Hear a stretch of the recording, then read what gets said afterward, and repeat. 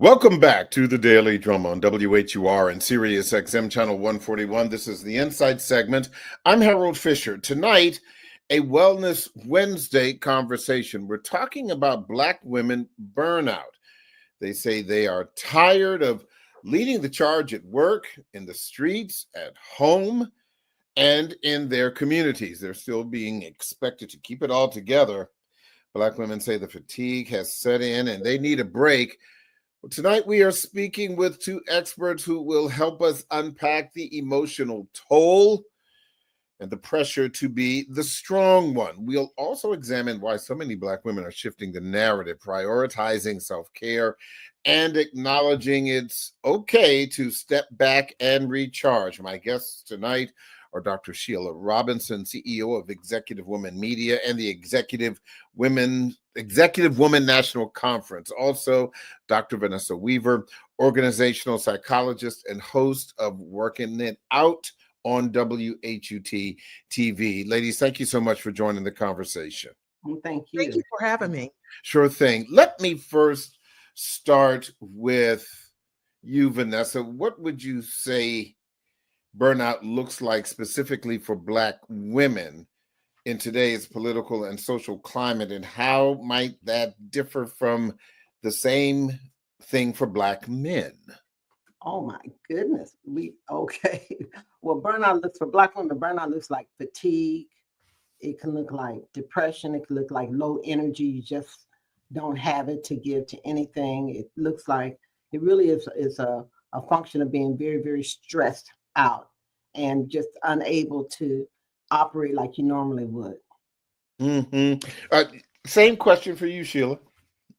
You know, when people hear the word burnout, they think it's just really being tired at work. That's not what it is. Because let me tell you, Black women, they're going to crush it. They're going to always crush it. Burnout will not show up in their performance. But let me tell you where it does show up. It shows up, it's like their body is putting off an alarm system. And like Dr. Weaver said, it shows up in them being stressed, being depressed. Women that once found so much value in their job and their purpose in their job, they begin not to have that same fire and passion, not want to go to work. And, I see it all the time. They're losing sleep. And then that depression and lack of sleep leads to either overeating and undereating. And it's like a constant fight with our bodies starting to, we store fat, we gain weight, we lose weight. And so it's a real bad physical thing. Like I said, burnout, there is a myth that it shows up in our performance. It does not. It shows up in our physical physique. And that's why self-care and wellness is so important. Why do you think that those same kinds of things may differ when Black men feel the burnout? Well, I don't think so, but you go ahead, Dr. Weaver. I was going to say, I don't know if it's that Black men feel it differently. I know that this shows up differently. So for men, it might be even a higher propensity to drink alcohol or to engage in drugs. Not that doesn't happen for women, but, the ways of coping look and feel different. Oftentimes, as Dr. Robinson said, Black women show it in the physical reaction to it, gaining weight, losing weight, can't sleep. Men withdraw and often don't communicate. They kind of go into a hole in a cave and just kind of sulk around, and then show it in other ways, such as issues with anger management and those kinds of things. Well, I know we are specifically talking about Black women, but since I am the Black man in the room, so you represent it. Yeah, I'm speaking for all of them. Yeah, every last one of them. Every last one of them. I will say that not so much the anger part, but I will say the quiet part. Not at home, and sometimes it may even show up in performance, but at some point you just want to just turn off everything and sit still. Okay, and enough about the brothers.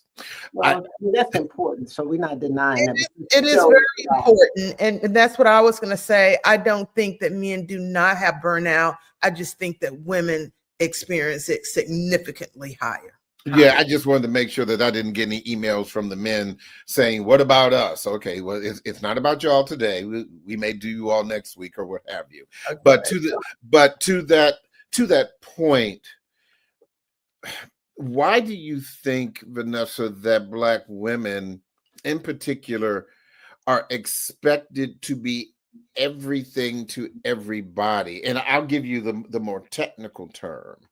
Why do they always seem in so many cases to be doing the most? Yeah, that is so true, that Black women are expected to carry more the burden than we do. If you think about our families, many of us carry the responsibility of being mother and father. I can tell you in the workplace, it is not unusual for Black women to be carrying the responsibility of their jobs and a lot more. It has not been, in my consulting practice, it's not been unusual when we see a Black woman that gives up a job and then they split that job and give it to two people. When she had it, it was just one. And so I think as Black women, we are trained and raised to be able to take care of everything, all things, and be all things to people. And it's interesting in the work that we've done with Black women in the workplace, when we talk about these archetypes, and one of the archetypes we talk about are super women. That is one of them almost unanimously. Black women feel like that's something that they've heard and experienced all their lives, that they have to be the superwoman. That means they have to be able to take care of all issues in the family, the main issues in the workplace, take care of their friends and all these other responsibilities, and take care of yourself as last. So we're raised to be super women, and we're suffering because of that. And I know Dr. Robinson said it doesn't show up in the workplace, but I can tell you that in the work that I've done, at some point, I have seen it show up in terms of just the emotional weight that Black women feel like they're under. And sometimes they will, in fact, express themselves in ways that kind of just blow up and let it go because they haven't had a chance to really work on that earlier. So I have seen it, unfortunately, show up in the workplace at the point that it's gone beyond something that she could manage. Well, let me ask you about that, because when you've observed an incident or a moment where a colleague, a Black woman colleague, has done that, what did you do? Well, first of all, when I would say, I just would say, let's just kind of stop where we are and let you get it off your chest. Whatever it is, get it off your chest. Mm-hmm. And then I take a minute to really just explore with her. Talk to me about what's going on with you, period. Not just what we're talking about related to the workplace, but what's happening. Mm-hmm. And give her a chance to really talk about it. And it takes a minute to unpeel, to kind of peel the layers of all the stuff that she's covering.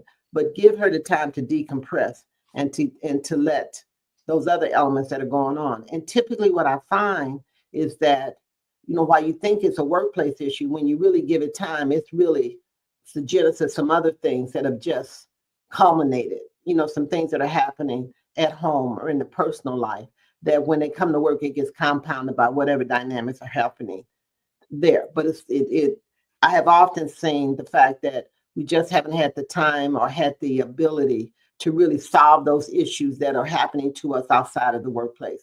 For example, I was speaking to a group of senior Black women who were over the age of 65. And what I found out in that group of senior Black women, almost 25% of them were raising their grandchildren. Full time, living with them in their house, they were raising their grandchildren. And so they had the stress of trying to raise these young kids, dealing with their own kids who were the parents of these kids who had issues, and then dealing with the demands in the workplace. And it was just a lot on them. And so we had to step back and say, okay, these are workplace issues, but let's talk about these other issues that are getting in the way, legitimizing the conversation, making it okay to have that conversation. And a lot of times we don't get that opportunity. Mm-hmm. Sheila, often we have seen in the public square over the past several years, a lot of Black women have adopted an attitude of boss B. Mm-hmm. Talk to me about that, because certainly they are embracing that. But isn't there the possibility that with that comes the potential for burnout? Yeah. So before I answer you, I do want to correct what I was referring to. Maybe I should have said it's not the first place that their performance, because generally, like you said, we're so used to doing it all. We're going to put our career, our family, we're going to put everything first. And so our performance in the workplace is not the first thing you're going to see. Right. That burnout is taken. So that's what I was referring to, because we're going to be the first. We know we'd be the first one to go if we're not doing our job. Right. Yeah, I agree with that. Absolutely. Yeah.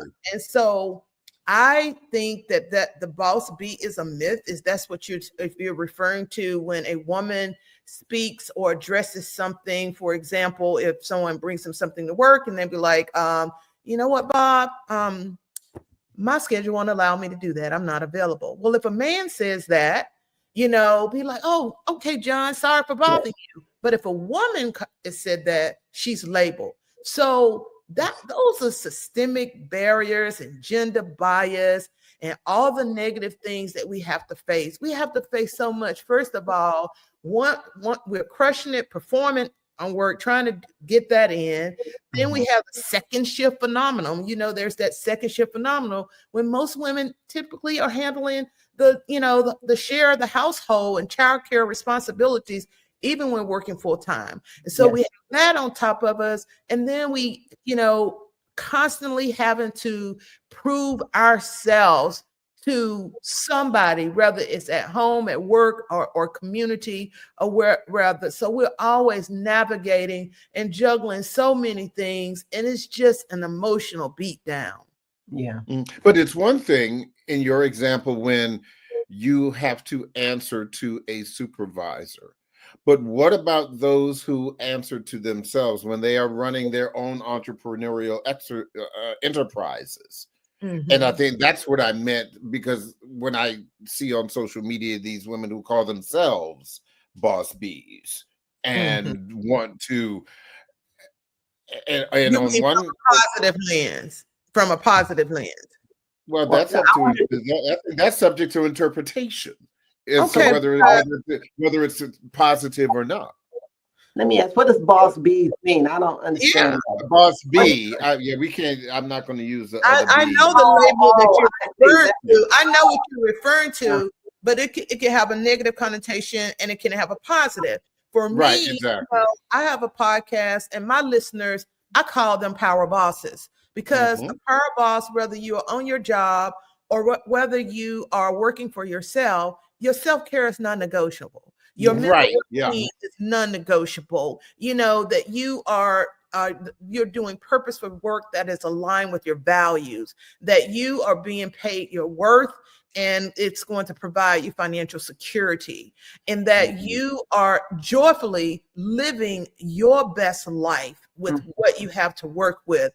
Yeah, if that's what you're referring to, I call them power bosses, and that's what I want to be, and I want to help other women become that. Vanessa, I'm so glad to hear Dr. Robinson call that, because for me personally, I don't allow anybody to use the B word with me. Thank you. That's a whole nother show. I'm going to bring you back for that show too. Thank you so much for that. So it really is about being a power boss and being able to celebrate that. But to the point that we're talking about, and Dr. Robinson indicated, being able to engage in self-care.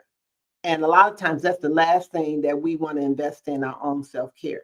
Getting massages, I'm taking a vacation by myself, or I'm just taking a one-day break just for me. That's very, very hard and challenging for many Black women to do. And as a result of that, we continue putting more and more stress upon ourselves. Yeah.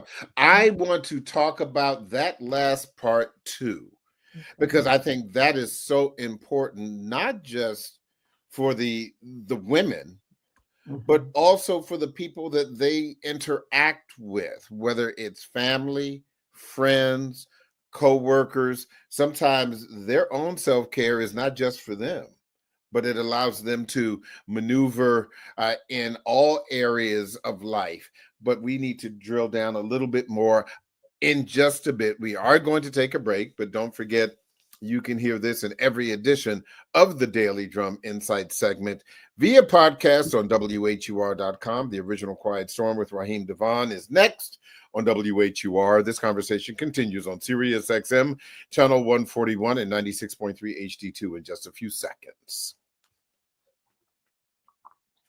Welcome back to the Daily Drum on Sirius XM, channel 141. I'm Harold Fisher. We continue our conversation about Black women burnout. My guests are Dr. Sheila Robinson, CEO of Executive Woman Media and the Executive Woman National Conference, and Dr. Vanessa Weaver, organizational psychologist and host of Working It Out on WHUT TV. I want to go back to the point that Vanessa was talking about right before the break, and I think this is so important about doing for yourself. And I don't want to get ahead of this, but you brought it up, and it's just really important. We have also seen, Vanessa, this huge self-care movement for a lot of Black women. We see it on social media. I can't tell you how many crossed ankle feet in front of a beach that I have seen, those pictures. But how would you best define self-care for Black women? Who you talking to me? Yes. Mm-hmm. Yeah, I think, well, it depends on the woman. I mean, because self-care can take a lot of forms. For example, one aspect of self-care is getting you a coach or a counselor or a therapist to go and talk to. When you have a relationship with someone where you can really talk through and work through issues. That's a big form of self-care. Another form of self-care is the ability to start saying no. For us to have the ability to say no. And it could be no to, I'm not going to raise your children. I'm going to be a grandmother, but I'm not raising your children. It could be no to to demands at work that are just beyond the requirements or the responsibilities of you. So it's learning to say no. It's setting boundaries, and it's also engaging in external things like taking a vacation or going to the spa or getting your hair did, or doing your nails. It's aspects of it's engaging in those things that give you joy, that give you comfort, that give you clarity. Yeah. And it's the ability to say no. Yeah.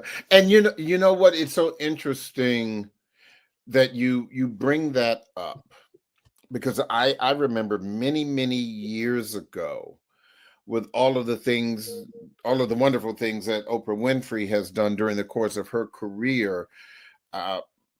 And I'm a fan. Mm-hmm. But I remember she had a show about saying no. And I thought, Sheila, I thought it was so revelatory, because she said that it wasn't about being mean-spirited or being selfish. And I remember specifically, she said, it's not about rejecting anything. It was about redirecting things and understanding what works best for you. And you can be a wonderful person, and you can be loved and everything else, and still be able to say no. Exactly. Sheila, your thoughts about that?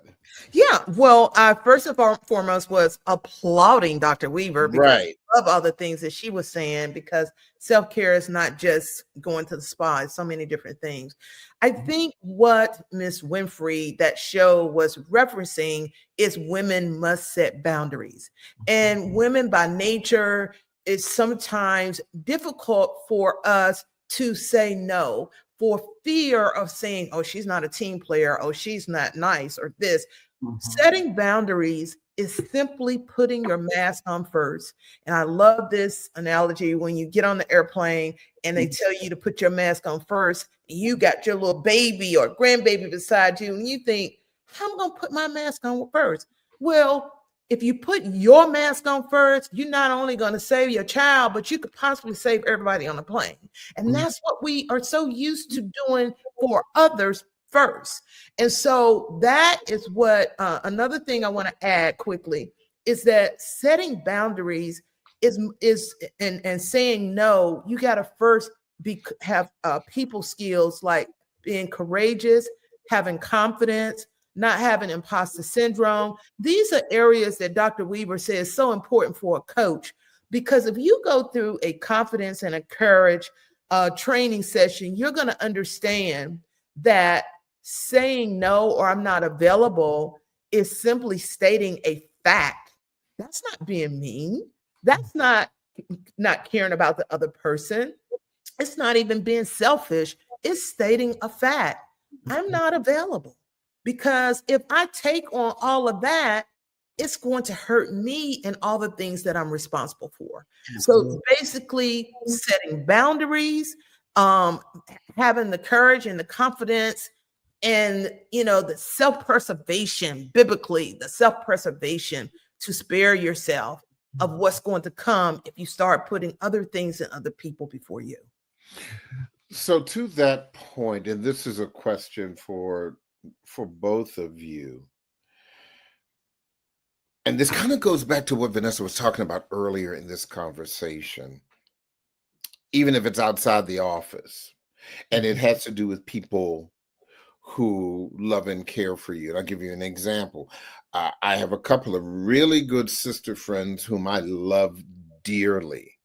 And as I said at the top of the show, whenever I talk to them, and I talk to them several times a week, and I inevitably I will say, how are you doing? Oh gosh, I've got to do this, and I got to fly here, and I got to go here, and I got to go here, and I got to paint this, and I got to clean this, and I got to save the world over here. And being the loving friend, I have said to these particular sisters, I've said, when are you going to take a moment? Yeah. Or why do you have to, particularly when these are things, for example, that are not paying them? Mm-hmm. These are things that they are volunteering for. These are things that they believe will be helpful to make sure that the community doesn't come to an end without them. But as a friend, I say, look, you've got to take care of yourself, because I often see the result of them doing the most. Vanessa. Well, that gets back to being a superwoman. Right. Where we're expected to, provide the support, drive all the solutions, and do everything for everybody and everything. And part of that, and that's a lesson we've been taught, either intentionally or subliminally. We operate on being a superwoman. So part of our own gratification comes from the ability to do all of these things and to be able to handle all of these things. And so we have to try to figure out, how do we separate some of these ways we've been trained to get gratification and learn other ways so we can gratify ourselves. And that's a process. That's not just automatic. How do you do that? I think it's one of the things you talked about. You asked your friend, well, why are you doing all this? Why don't you take a break? Right. So I think sometimes the person that's observing this kind of behavior should step in and give some real feedback or share the observations. I mean, I've had my friends that say, Vanessa, you sent me an email 3 times in a row at 4:00 in the morning. What are you doing up at 4:00 in the morning? Mm-hmm. And I appreciate that. I appreciate that, because it says, okay, let me step back and check. Maybe I need to put more boundaries around what I'm committing to do, and figuring out how to have better balance in my life. So having a trusted, confident, or respected person push back on you and say, look, you really need to check yourself out is critically important, because sometimes many times we don't see what other people see in us. See, I love that. Renee Nash, news director at WHUR. Don't stop sending me email at 3 a.m. Because if I see it's from you, when I get up and go to the bathroom in the middle of the night, yes, I'm going to read it. And it's something that you could have sent me at 9 a.m. Mm-hmm. And I just wonder, Sheila, what impact does something like that have on Black women who feel that they need to send a 3 a.m. email that there's a chance that the people who receive it will not read it until 6 hours later. Yeah. I agree with everything Dr. Weaver said. So I'm going to try to answer from another side. So if you're out there that are saying, hey, but you don't know my life, you don't know my world. And I do understand that, it's tough. It's tough for the sisters. And, I can roll off, man, I probably can beat anybody out there that try to roll off what they have to do. But this is the situation with me. I am so happy. I'm finding joy in what I'm doing. And it is because I'm utilizing my resources. So are you, my sisters out there who have a list all the way to the ceiling, are you utilizing resources? So like Dr. Weaver said, we need to exercise no more. We need to set boundaries more. And I said, we need to have the courage and the confidence. Get a coach. It's the first resource you can get, because if we are trying to live our best life in spite of so many things going on in our world. And so if you're going to do that, you have got to have resources, whether it is a mentor, a trusted friend, a coach, a maid, somebody to clean your house, somebody to do your laundry. You can give up your entertainment budget. Okay. You can tell me your fashion budget. So we need to utilize our resources. And we need to make sure, are we doing because we are just doing? Do we need to stop and kind of, relook at this thing and say, hey, do I want to keep running like this? Or do I want to try to get some help with a coach or a friend to say, hey, I can do this better. And that's all I can add to that. Well, I think you make such an important point, because you made a distinction between work and the obligation of that and the joy that you are receiving from the vocation of the work. Because I think it's one thing where, whether you are the receptionist or in the C-suite or anywhere in between, where you wake up in the morning, Sheila, and you say, oh, I got to drag my butt on in here again, as opposed to knowing that you are running your own show, and today is the day that your company gets to donate $10,000 or $20,000 and have all of the volunteers help do something in the community, and that you are responsible for making sure that happens. Is that work? Yes. Is that joy? Absolutely. Yeah. But one of the things I was thinking about this is Dr. Robinson was talking about the boundaries and getting clear. And for many of us, we really don't know what makes us happy. If you ask the question, what makes you happy? Many of us would have problems talking about that. We're really understanding what makes you happy. And if you're not clear about that, then you're going to chase a whole lot of things that you hope make you happy, but not necessarily those things that make you happy. And it was interesting. There was a couple of years ago, they had this part in the whole private sector about happiness and joy, like you just used, Harold. And some of us thought that was a little squirrely. Like, what are they talking about, happiness and joy, and how does that show up in the workplace? But it's an important question. What really makes you happy? Now, for example, I was talking to Dr. Robinson a couple of weeks ago, and I wanted her to do this show 2 weeks ago. and she said to me, you know what, Dr. Weaver, I can't do this show, which was a nice way of saying no. I can't do this show on this date because I'm going down to Disney World and celebrating with my daughter and spending time with my daughter. So as much as I want to do that, I can't do it.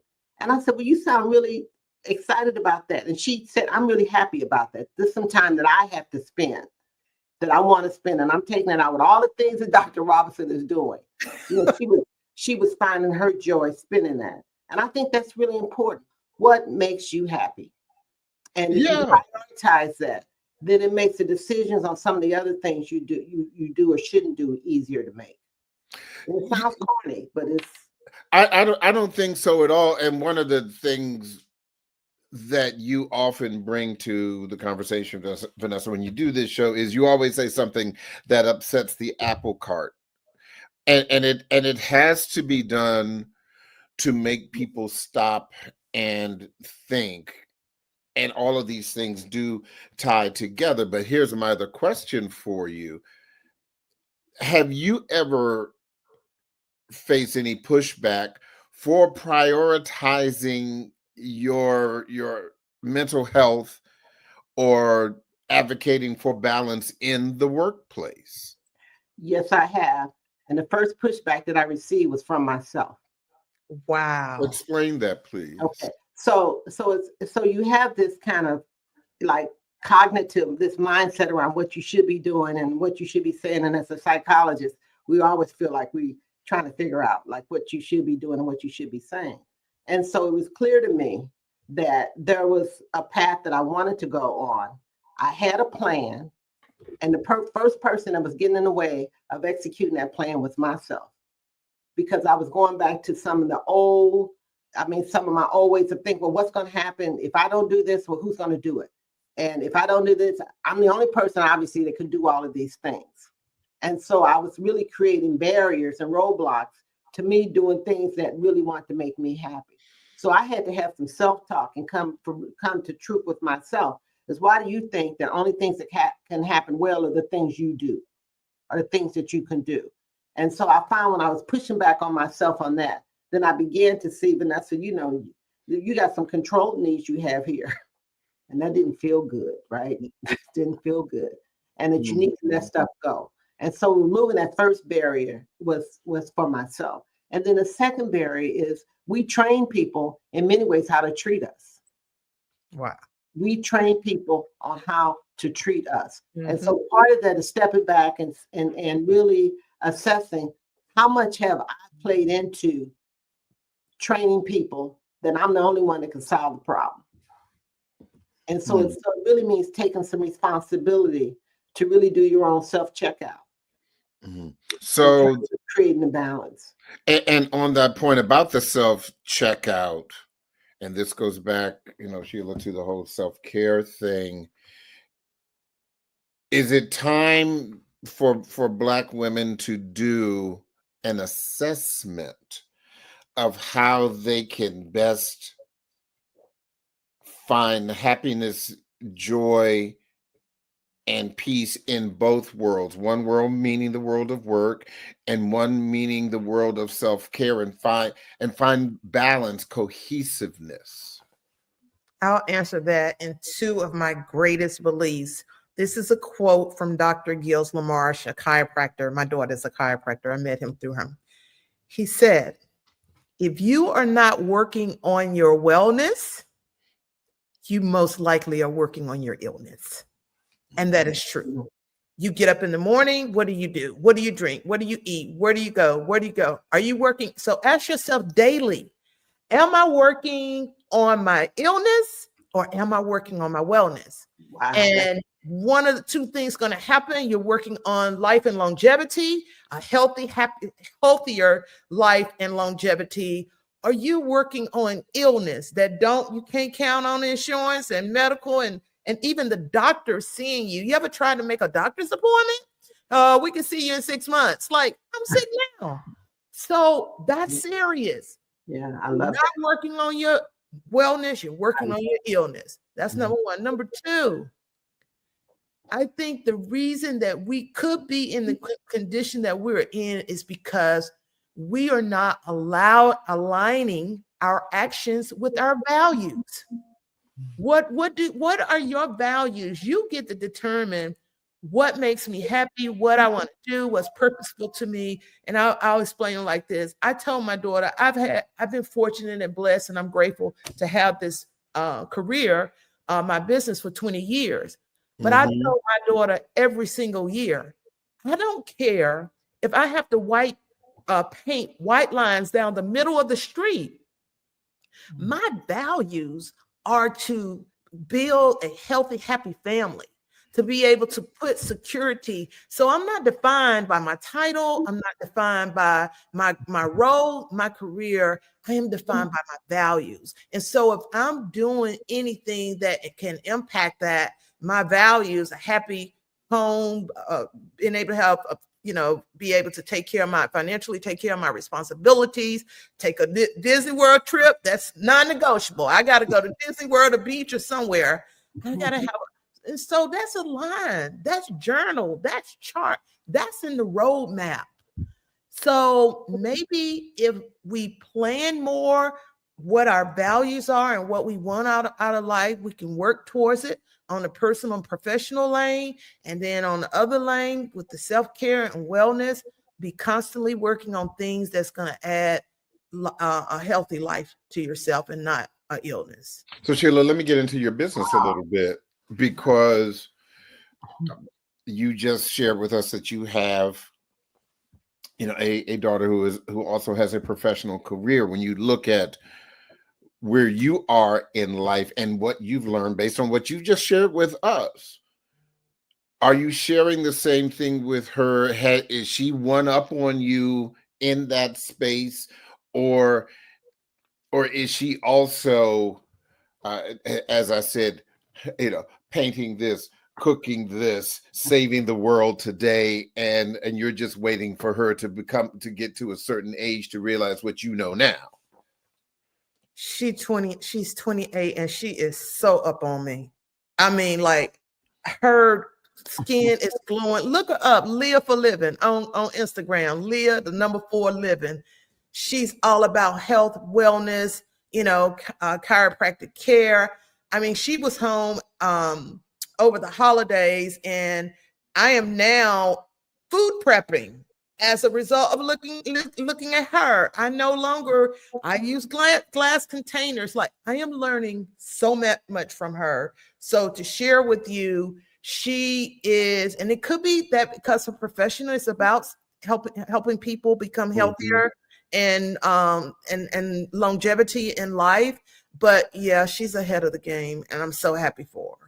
Vanessa, as the father of a young Black woman, your daughter Sheila is just 1 year older than my daughter, and I would agree. Maybe the younger Black women are getting the message. Some of them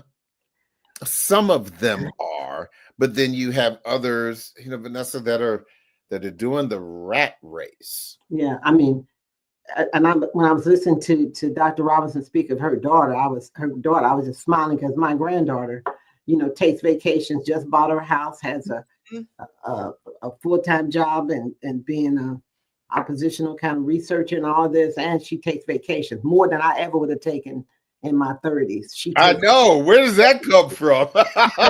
Regularly, right? And I'm like, well, where did she get that from? But what I do know is that this generation too is very plagued with a lot of anxiety.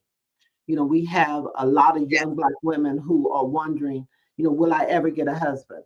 We know the stats show that only 31 to 34% of Black women ever get married. And that for those of us that get married, something like 49% of us get divorced. And so there is a relationship dynamic that, is part of what, young women are really concerned about. I mean, desirable men that they will want are marrying interracially now, and so it's a lot of things that are creating a lot of anxiety in these women. And then when they go to work, there is an expectation that you act a particular way, you show a particular way, particularly those who are, trying to do this professional pace. You act this particular way, you speak a particular way, there's a particular way you have to play the game. And even when they play that, they don't always reap the benefits of what they're thinking, what they're putting out there. So I think we have to acknowledge that there is a lot of anxiety in this generation. And I think part of that is because there's such a pressure to be successful, to achieve this, to be here, that young people put a lot of pressure on themselves. And I don't know, to Dr. Robinson's point, do they always seek a mentor or a coach, a trusted advisor to help them along the way? Because many of them think they have to do it themselves. So I'm a little concerned about a significant majority, or substantial majority of our young Black women. And just the whole, what constitutes beauty? What constitutes acceptance? We're okay with people calling you the BIT word, really? Right. Really? I don't know any other group of women that's called that except Black women. I don't know any other group of women that's called that except Black women.